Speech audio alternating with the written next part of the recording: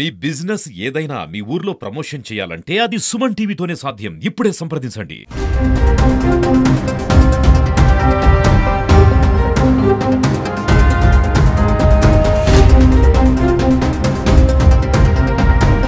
ఒక దుర్ఘటన సంఘటన జరిగింది. మన గౌతమి రివర్ ఒడ్డున శేర్లంక గ్రామం ఒడ్డున ఫ్యూ యంగ్స్టర్స్ వాళ్ళొక ఫ్రెండ్ ఒక సిస్టర్ హాఫ్ సారీ ఫంక్షన్కి వచ్చారు.